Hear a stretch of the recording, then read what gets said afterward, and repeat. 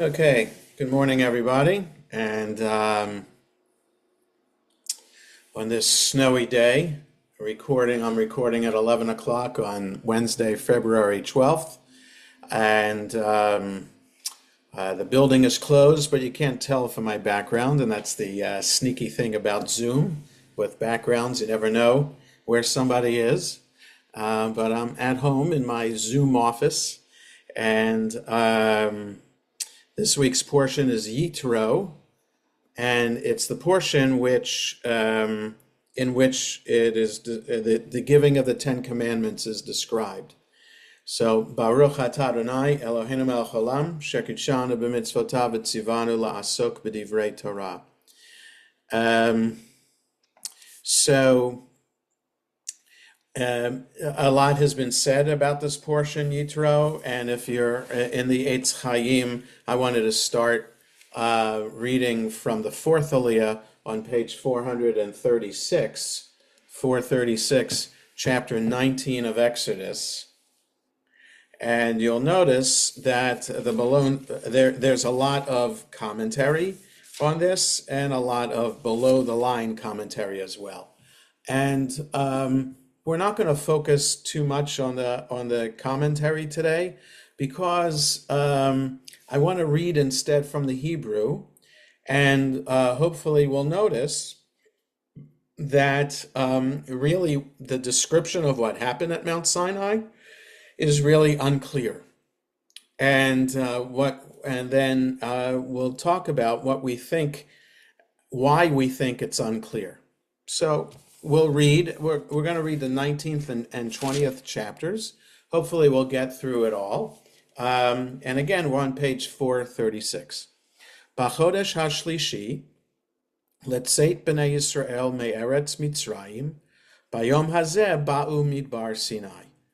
So, in the third month after the people of Israel left the land of Egypt, on this day. So which day? It said in the third month. It didn't say which day. On this day, they came to the wilderness of Sinai. Okay, so they left Egypt on what is the 15th of Nisan. They crossed the sea 6 days later. So the seventh day of Passover is the day that they crossed the sea. So that's what, the 21st of Nisan. So then, so they're in the third month. So according to the rabbis, so it's Nisan, Iyar, and Sivan. Those are the 3 months there in order. And according to the rabbis, the events described here at Mount Sinai occurred on the 6th day of the month of Sivan. So it took them about 50 days, because we count the Omer, right, from the second day of Pesach until Shavuot, the holiday which commemorates the events here. So it took them 50 days to get to Mount Sinai. Okay, but again, it just says on this day. It doesn't say which day in the third month. So already something confusing there, or vague. At least it's vague. Verse 2, Vayis'u merefidim, Vayava'u midbar Sinai, Vayachanu bamidbar, Vayichan sham Yisrael neged hahar. So they traveled from Rephidim, and they came to the wilderness of Sinai, and they camped in the desert, and Israel camped there opposite the mountain. So the English is not as clear as the Hebrew is. And remember, Hebrew not only is gender-based, that is feminine nouns and masculine nouns, but verbs are also singular or plural, which are not as clear in English. Okay? So, Vayachanu means they camped. Vayichan means he camped. or it camped. So just to point out that the verb changes its number from plural to singular within the same sentence.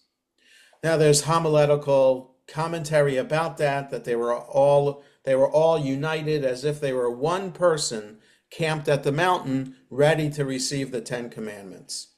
But whether we know that midrash or not, it's just unusual that it would change the form of the verb from plural to singular. Okay, so Rabbi, it's the third month. They left Egypt. They got to Mount Sinai. Yes, Saul. is there any significance that in the same sentence the people are referred to as the house of Jacob and the children of Israel? So um, that's in the next sentence, verse 3. And so, yes, let me read it first, Okay. and then I will get to that. Umoshe Allah el ha'Elohim, vayikra elav Adonai min ahar lemor, ko tamar levet Yaakov, v'taged livnei Yisrael. So Moses went up to God, and God called to him from the mountain, saying, "This is what you will say to the house of Jacob, and what you will say to the people of Israel." So this is what Saul is referring to. So it could be a poetic way of saying, make sure you say this to all of Israel. That's one idea.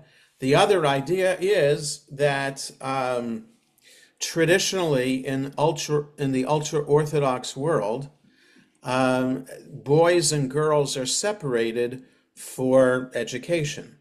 And in some Orthodox day schools, it's within the same building, so that by at least by high school, if not before, depending on how Orthodox it is, girls will be in one class for Jewish studies and boys will be in another class for Jewish studies. But in more ultra-Orthodox communities, they're actually separate buildings, and girls' schools are called Beis Yaakov. I have to pronounce it that way because that's the way they pronounce it. So if you look at the Hebrew in the second line, in the middle of the second line of 437, it says, well, I read it in the modern Israeli way, that the letter Tuf without a dot is pronounced the same way as a letter Tuf with a dot. But the Ashkenazi way is a letter Tuf with a dot is a T, a letter Tuf without a dot is an S. So Ko Tamar Leves Yaakov. So that's why in the ultra-Orthodox world, girls' schools are called Beis Yaakov schools. So that's one significant, Saul, of why the two phrasings here, that after the fact, it's bait. So in some ways, in rabbinic Hebrew, when the rabbis referred to a bayit, a house, they could also be referring to a wife. So house and wife are often the same word, and that is the word bayit. So, but again, which came first? The idea that Beit Yaakov should be understood as women, or Beit Yaakov came to be understood as women, and then it's read back into the sentence that we're talking about the women here. So I go with the latter understanding, and that understanding the verse as written as just a poetic way of saying this is what God is commanding Moses to say to the entire community of Israel, and just emphasizing the point by saying, Ko tamar lebeit Yaakov, this is what you say to the house of Jacob, v'taged livnei Yisrael, and what you'll say to the people of Israel. Okay, so it's just a poetic usage of Hebrew, which is very common in the Torah and common throughout the Bible. Okay, so now here Moses is going up the mountain, and God is speaking to him on the mountain what to say to the people of Israel. For And this, so quote. Now, verse 4 is the beginning of what Moses is supposed to say to the people of Israel. Atem ri'item asher asiti lemitzrayim va'esa etchem al kanfei nesharim va'avi etchem elai. So this verse could also have been a prophecy about the Super Bowl. You'll understand in a moment. God says to Moses to say to the people, you have seen what I have done to Egypt, and I carried you on wings of eagles. There are some people on Facebook, some rabbis on Facebook, trying to predict who is going to win the Super Bowl on Sunday, and based on the Torah portion of the week, because already Shabbat afternoon last week starts the reading for whenever the Torah is taken out to be read from, it's this portion. So the portion Yitro already was being read, and so here's I bore you on eagle, I carried you on eagle's wings, and I brought you to me. So a clear reference in this week's Torah portion that the Eagles were going to win. So that's another thing to learn from the verse about something happening today.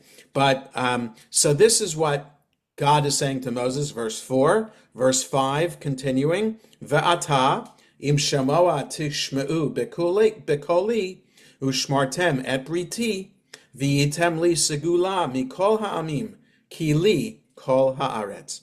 And now, if you listen to my voice and observe my covenant, then you will be for me a treasure or a chosen people from all the nations, because the land or the entire earth belongs to me. So, so far, God is saying to Moses to say to the people of Israel, you saw what I did. I brought you out of Egypt on wings of eagles. Just a poetic way of saying it was a miracle how I brought you out of Egypt. Listen to me, observe my covenant. What covenant?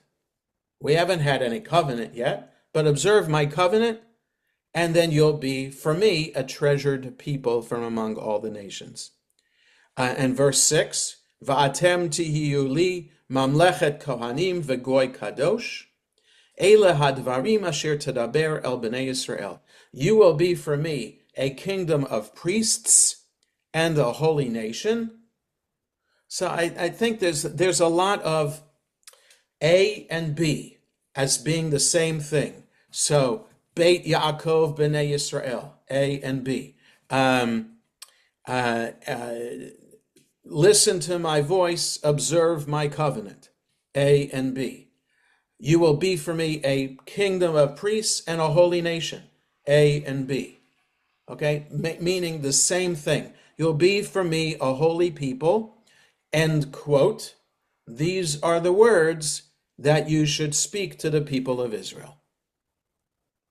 Okay, so part one, the people are in the wilderness of Sinai, camped in front of the mountain. Moses goes up the mountain. God speaks to Moses, says these things. You've seen the miracle I brought for you. I did for you, bringing you out of Egypt. Listen to my voice. Observe my covenant. I'll make you a chosen people, and I'll make you should be a holy nation. Okay, so we think that that's what's being spoken at Mount Sinai. But then it goes on. Verse 7.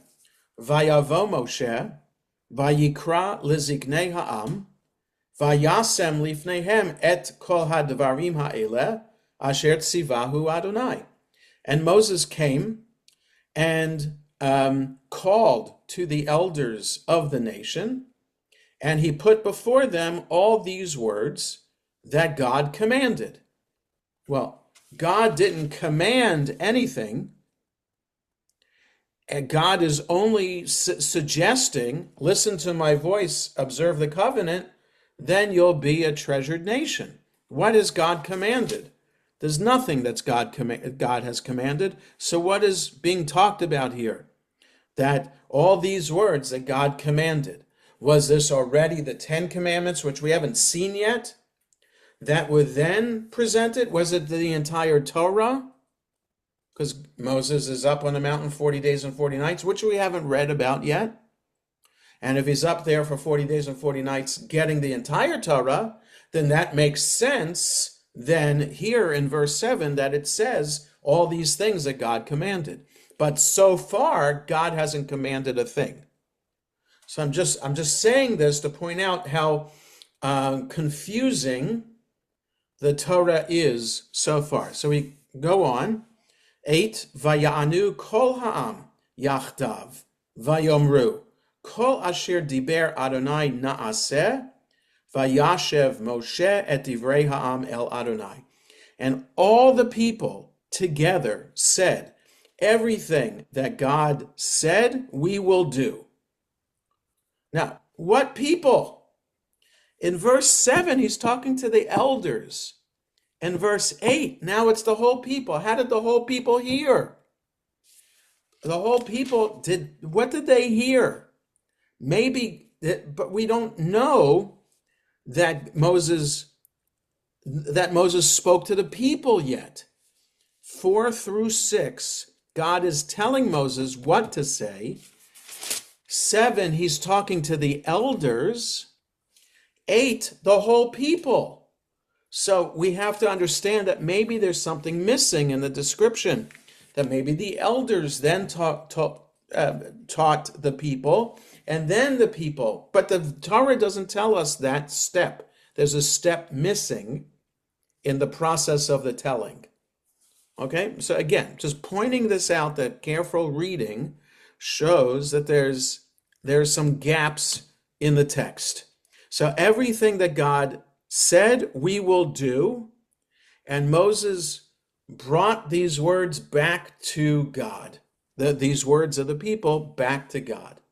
9, Vayomer Adonai el Moshe, Hine anochi ba elecha be'av ha'anan, ba'avur yishma ha'am bidabri imach, v'gam becha ya'aminu le'olam, Vayaged Moshe et divrei ha'am el Adonai.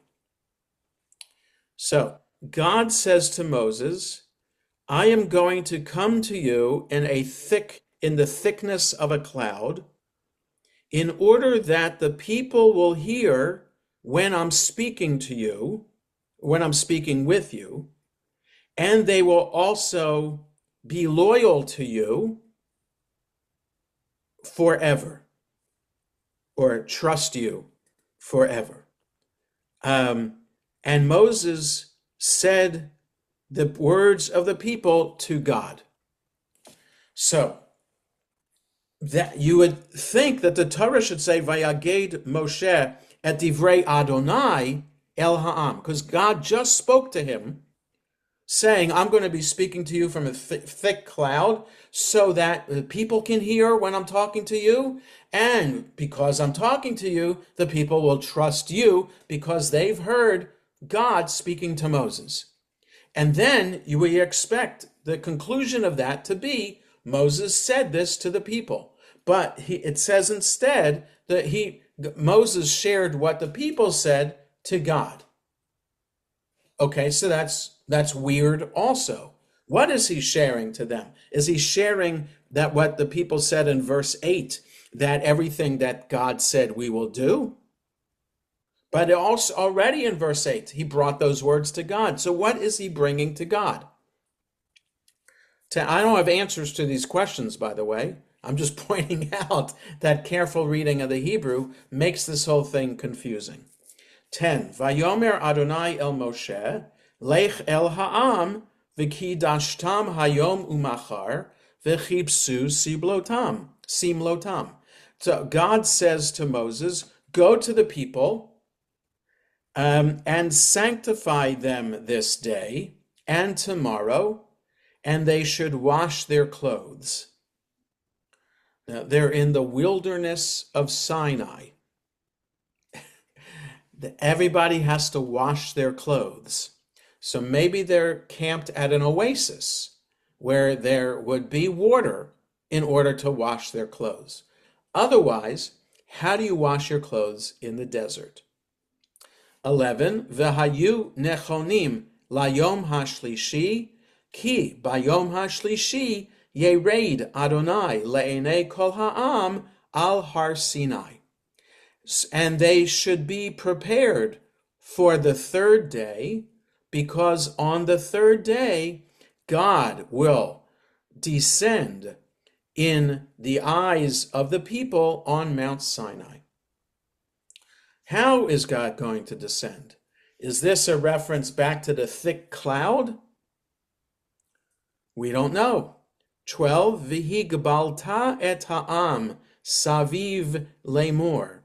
Hishamru lachem alot bahar unegoa bekatsehu. Kol hanogea bahar mot yumat. And you should set a boundary around the people, saying, be careful. You should be careful about climbing the mountain or touching the edge of it, because whoever touches the mountain will surely die.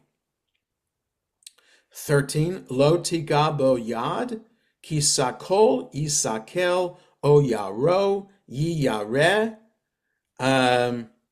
im behema im ish lo yichye, abim shoch hayovel, hema ya'alu vahar. Don't touch it, and no hand can touch the mountain, because because they will surely be stoned or they will be shot. Now, this word for being shot, yaro yiyareh, is in modern Hebrew for shooting a gun, but it can also be shooting an arrow. So the shooting, how's the shooting going to happen? If you touch the mountain, you will be stoned or you will be shot. Whether it's an animal or a person will not be alive. So animals and people are not allowed to touch the mountain. Bimshoch hayovel, when the ram's horn sounds. I'm just looking because it's just an unusual phrasing here, but it's translated when the ram's horn sounds a long blast, they may go up the mountain. So, in other words, right now, they have to wash their clothes, prepare themselves for, they should sanctify themselves for 3 days, not allowed to touch the mountain, because God's presence is coming down on the mountain. Anybody who touches the mountain will be stoned or shot. But when you hear the ram's horn, then you can go up the mountain. All right, keep that in mind. Vayered Moshe mina har el ha'am, vayekadesh et ha'am vayechapsu simlotam. So Moses came down from the mountain to the people, and he sanctified the people, and they washed their clothes. Vayomer el ha'am, Heyu nechonim lishloshet yamim, al tikshu el isha. They said to the people, be prepared. He said to the people, be prepared for 3 days. Don't approach a woman. Now, that's the first time we have mention of that. That is to stay away from intimate contact. All we had before, be sanctified and wash your clothes. This is Moses' interpretation of, besides telling them to wash their clothes, not to approach a woman. Okay? 16. So it says, when the shofar sounds, then the ram's horn sounds, then they're allowed to go up the mountain. Right? So 16. Vayahi bayom hashlishi bihiyot haboker vayahi kolot uvrakim va'anan kaved al hahar v'kol shofar chazak me'od vayecherad kol ha'am asher b'machaneh. So on the third day, in the morning, there were sounds It's translated as thunder, but just the Hebrew word is sounds or voices. There are voices, sounds, or the English says thunder and lightning and a thick cloud on, or a heavy cloud on the mountain. The sound of the shofar was very strong. Vayecherad kol ha'am, the people, this is the word for charedim. Charedim, they're like the ultra-Orthodox are called charedim. It's from this form of the word right here. All the people trembled. So the trembling here is in fear. Charedim, which is the term for ultra-Orthodox, what they're referred to in Israel, the Charedim, they're trembling in awe and spirituality. But here, the trembling is with fear. The people trembled, all the nation trembled, all the nation that were in the camp trembled. Now, the sound of the shofar was supposed to be the signal that they could go up the mountain. Here, the sound of the shofar was combined with thunder and lightning, and it made for a frightening experience that caused the people to tremble. 17, Vayotze Moshe et ha'am likrat ha'Elohim min ha'machaneh vayiyatzvu betachtit hahar. And Moses brought the people out from the camp to greet God, and they stood at the bottom of the mountain.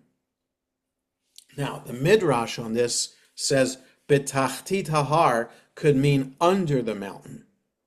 And there's a classic Midrash that in the moment God lifted Mount Sinai off the ground and raised it over the entire people and said to them, do you accept the words of the Ten Commandments and the Torah? As kind of a threat that if they didn't accept, the mountain would then be dropped on top of them and they would die. So that just this phrase here, Vayiyatzvu betachtit hahar, could be translated that they stood under the mountain, and the rabbis created that midrash in the moment to help us understand what the people are thinking about accepting the Torah. So in the Torah so far, in the description so far, we have back on verse 8, everything that God said we will do. So they're voluntarily accepting upon themselves what they heard. But here, the rabbis are suggesting, well, maybe that it wasn't so voluntary. And maybe they were forced to accept it. And that could be a reasonable way to understand it because of what happens in the rest of the Torah and the rest of the Bible, that the people are not exactly a good people, and they don't always fulfill God's words, right? They're always straying from God's path. And maybe the reason that they do is because they were forced to accept the Torah against their will, like the mountain was being held above their heads. So, of course, you're going to say anything in that fearful moment, and maybe it was against their will. So,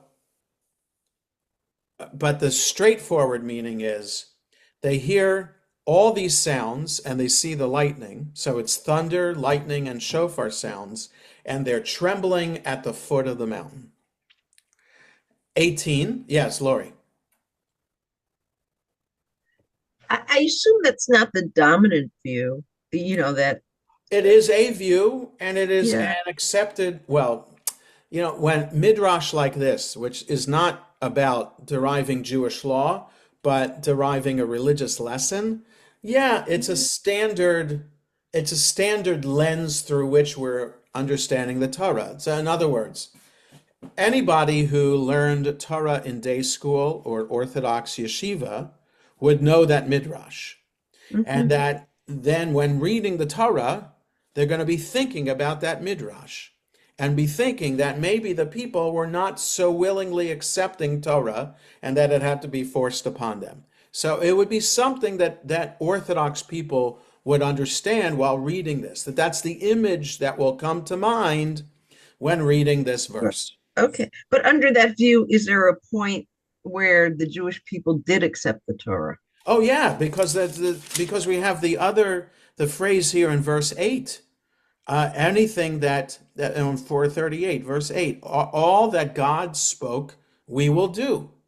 And Okay. then also in next week's portion, there's also the phrase Na'aseh v'nishma, we will do and we will hear, which is even more voluntary. Like we're so ready to believe in God that we'll do anything that He says. In other words, the doing will come. The ready to do comes Yeah. before No, that's hearing. always been my understanding. So Yes, so that both. it's hard Right. to see them side by side. Yeah, exactly. So what I'm suggesting from this careful reading of the text is it's unclear what's happening on the mountain. It's Mhm. unclear how the people are responding to what's happening on the mountain. Okay? So because, right, we're told in verse 13 they're allowed to go up the mountain when they hear the shofar, but here they hear the shofar and they're trembling. They're not going up the mountain. Okay, and God already has spoken to the people, or at least has spoken to Moses, and saying, "You saw what how I brought you out of Egypt on the wings of eagles. Listen to my covenant." So it seems like God spoke to them already, and now here God is speaking again, or there are sounds coming from the mountain again. Okay, so let's go on a bit more. Verse 18, Vahar Sinai, Ashan Kulo, Mipnei Asher Yarad Alav Adonai Ba'esh, Vaya'al Ashano Ke'eshen Hakivshan, Vayecherad Kol Hahar Me'od. So Mount Sinai was all smoke because of the fact that God descended on it in fire. And the smoke rose like the smoke of a furnace, and the entire mountain trembled a lot. So the people are trembling, and the mountain is trembling. Now, it might seem like it's a volcanic eruption that is taking place. That's what it looks like from this description so far. But there's a lot of noise, different kinds of noise, loud noise, lots of light, lightning, fire, lots of smoke, and lots of shaking going on. The people are shaking, the mountain is shaking. 19, Vayehi, Kol HaShofar, Holech Vechazek Ma'od, Moshe Yadaber, VeHaElohim Ya'anenu V'Kol. And then the sound of the shofar grew stronger and stronger. Moses would speak, and God would answer him in the word kol, sound, voice, or thunder. So in the midst of all this noise and all this light and all this smoke, Moses is talking, and it says Moses talks first, and God answers in thunder. So you would think it should be reversed. God is talking first, and Moses is responding. But it's Moses speaking and then God responding. What's Moses saying? We don't know what Moses is saying here. 20. Vayered Adonai al har Sinai el Rosh Har. Vayikra Adonai la Moshe el Rosh Har vaya'al Moshe. God descended onto Mount Sinai to the top of the mountain, and God called Moses to the top of the mountain, and Moses went up. Now, wasn't Moses already there? So, no. Well, in 14, Moses came down the mountain, and here, yeah, so he had to go up again. So he's going up again, but you see, in 20, it seems like there's a dialogue already. No, in 19, there's a dialogue. Moses is speaking and God is answering in thunder, but then God's coming down and then Moses is going up. 21, Vayomer Adonai el Moshe, Reid ha'ed ba'am, pen yehersu el Adonai lir'ot, v'nafal mimenu rav. And God says to Moses, go back down to the people, lest they break through to God to see, and then a lot of people would die. But wait a second. Moses in 20, Moses just went up the mountain, and now God is telling him, go down the mountain, make sure nobody climbs up or breaks through in order to that they might die. So wait a sec, what is it? Should Moses be going up? Should Moses be staying put? But we also were told, when you hear the sound of the shofar, you're allowed to go up. And now God's saying you're not allowed to go up. So what is it? Are you allowed to go up? Not allowed to go up? Is Moses to go up, or is he to stay down? 22. V'gam haKohanim hanigashim el Adonai yitkadashu pen yifrotz bahem Adonai. The priests also come near the Lord, must stay pure, lest God break out among them. But wait a second, who are the Kohanim? We don't have any Kohanim yet. The Kohanim are only we only know about Kohanim later in the book, later in Exodus, where God tells Moses that Aaron is supposed to be the father of the Kohen subset of the tribe of Levi. We don't know anything about Kohanim yet. 23. Vayomer Moshe el Adonai, lo yuchal ha'am la'alot el har Sinai, ki ata ha'edota banu le'mor, hagbel et har v'kirashto. Moses said to God, the people can't climb the mountain because you already testified to us or told us, saying, make a boundary around the mountain and sanctify it. 24. Vayomer elav Adonai, lech reid va'alita ata v'aharon imach v'hakohanim v'ha'am al yehersu la'alot el Adonai pen yifrotz bam. So God said to him, go down, and then you and Aaron with you should come up, and the Kohanim and the people shouldn't break through to come up to God, lest I break out against them, like attack them. 25. Vayered Moshe el ha'am vayomer aleihem. And Moses went down the mountain and said to them. Now, God's only telling Moses to say to the people, don't climb the mountain. What he's about to say in chapter 20 are the 10 commandments. God doesn't tell Moses, go down the mountain to tell the 10 commandments. He tells Moses, come up the mountain with Aaron. We're going to see later that Aaron's not up there with him. Aaron's down below making the golden calf 40 days later. Okay? Lots of confusion. We're not going to read chapter 20. It's the 10 commandments. But what we are going to read is right after the 10 commandments. So turn ahead to verse 15 on page 449. So God tells Moses to tell the people, don't climb up the mountain. Moses tells the people the 10 commandments. Or God tells Moses the 10 commandments.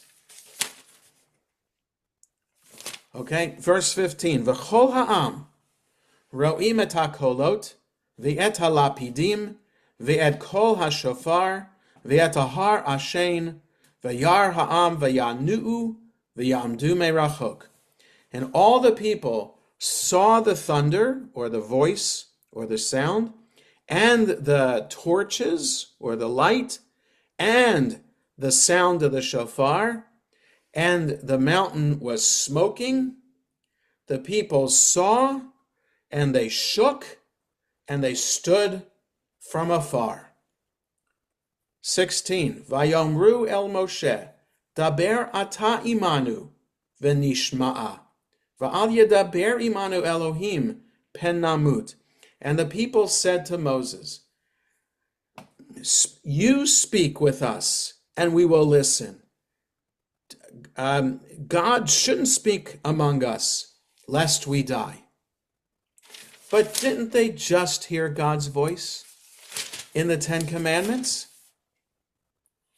Like chapter 20, verse 1, God spoke these words, saying. We're told the people heard.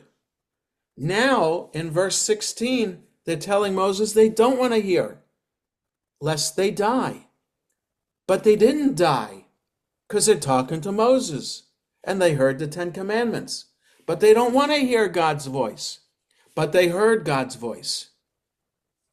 17, Vayomer Moshe el ha'am, al tira'u, ki la va'avur nasot etchem, ba ha'Elohim. Uva'avur tihiyeh yir'ato al penechem levilti techeta'u. Moses said to the people, don't be afraid, because it's about testing you that God came, and it's about his fear being on you, on your face, so that you don't sin. This is all a test to make sure that you listen to God and you don't sin. 18, Vaya'amod ha'am merachok, u'Moshe nigash el ha'arafel, asher sham ha'Elohim. And the people stood from afar, and Moses went into the fog, or the smoke, or the cloud, where God was. So you see, it's back and forth here. Is Moses up on the mountain hearing God and then relaying that to the people? Are the people hearing God? Are the people afraid to hear God? Are the people hearing the thunder and the lightning and the shofar? Do they not want to hear the sound of lightning and the shofar? What are they hearing? Where is Moses? Is he up the mountain? Is he not up the mountain? What has he heard from God? Is he supposed to tell the people? Is God speaking to the people? So a careful reading here, we don't know exactly what is going on here in the text. We have an impression after the fact that Moses went up the mountain, God is speaking to Moses from the mountain, and the people are hearing God speak to Moses. That's the impression we have. If anyone were to ask, if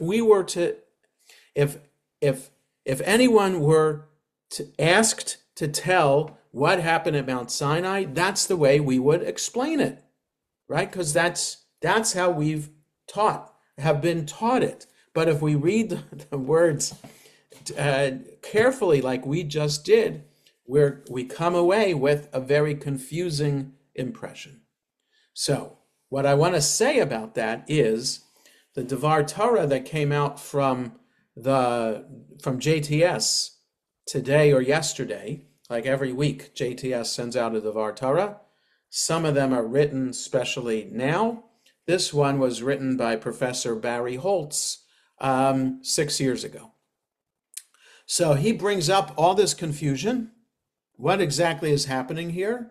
And his conclusion is that the confusion in the words reflects the awesome nature of what happened on Mount Sinai. That it was an experience that was so unique, right? It was the only time in Jewish history that the entire people of Israel experienced God's revelation. That the entire people of Israel heard God speak. Okay? That's the only time in the Bible that we know about that, and certainly in recorded history after the destruction of the temple in Jerusalem, the people never heard God's voice as a community. So, because this was such an awesome experience, how is it supposed to be described, right? And if the Torah is a combination of oral traditions being passed down and then edited into the form that we have, that's the way I believe it, to have come together, still a sacred text, an ancient text, but a and editing of oral traditions, then it's perhaps different oral traditions coming together about what happened at Mount Sinai. Some suggest that it was fear because of all the sounds and lightning. Some suggest God was speaking at Mount Sinai and the people heard. Some suggest the people didn't hear anything because they were too afraid and they wanted Moses just to tell them what God said. So the different traditions come together in the story to present a confusing, but at the same time, um, as best as possible way to describe the indescribable. That that the experience was so awesome that it's so difficult to explain that even the description comes across as confusing. Questions, thoughts, or comments about this? So that's what I wanted to share today about the Ten Commandments and about how we what we're really understanding from when we read the verses from the Torah. I hope everybody has a good rest of the day. And if you're going out, be careful. And take care, everybody. Thank you. Thank you.